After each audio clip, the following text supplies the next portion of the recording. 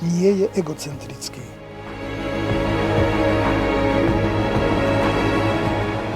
Grécke slovo ego znamená ja.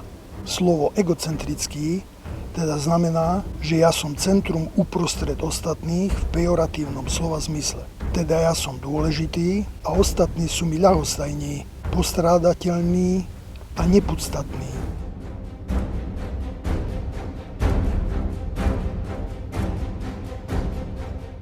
Slovo egocentrický je teda synonymom slova egoistický.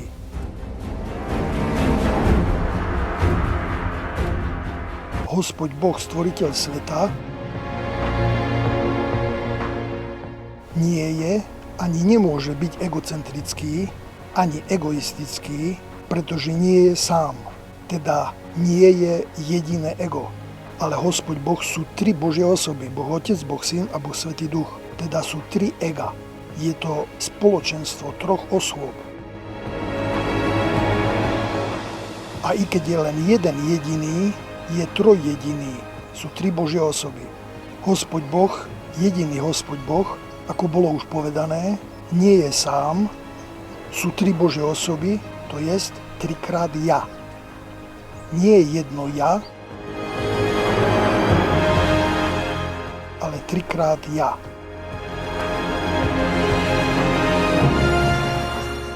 Teda Hospodь Boh,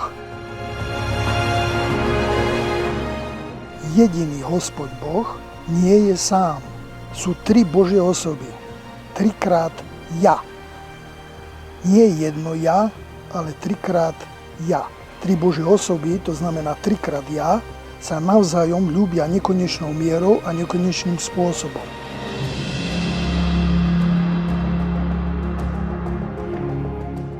Boh Otec nie je ani egocentrický, ani egoistický, lebo nekonečne ľúbi Boha Syna a Boha Ducha Svätého.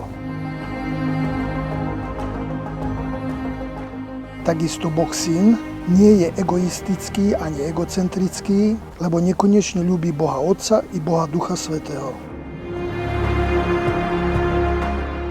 A to isté platí o tretej Božej osobe, i Duch Svätý nie je egocentrický ani egoistický, lebo ľúbi Boha Otca nekonečnou mierou aj Boha Syna nekonečnou mierou.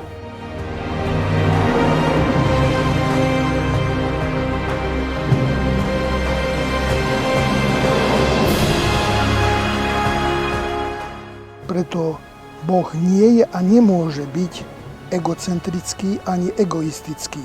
Je jeden, ale nie je sám. Tri Božie osoby sa navzájom ľúbia nekonečnou mierou a nekonečným spôsobom.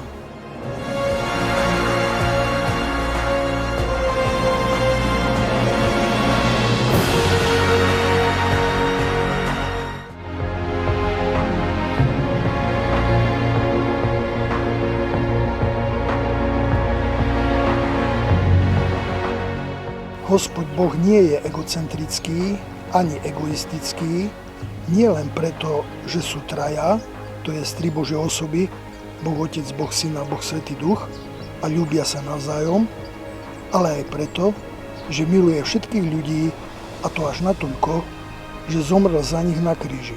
Nikto nemá väčšej lásky ako ten, čo svoj život kladie za svojich priateľov.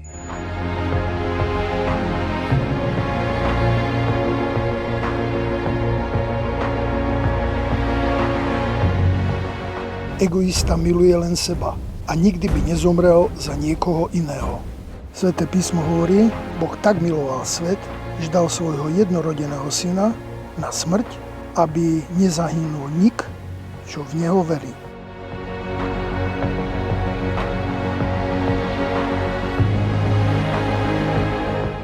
Lebo tak Boh miloval svet, že dal svojho jednorodeného syna, aby nik nezahynul, ale aby večný život mal každý, kto verí v Neho. Boh miluje všetkých naokolo seba. Ak sa niekto opováži tvrdiť, že Hospodь Boh je egocentrický, tak ťažko uráža Boží majestát a samú podstatu Hospoda Boha, ktorý je láska.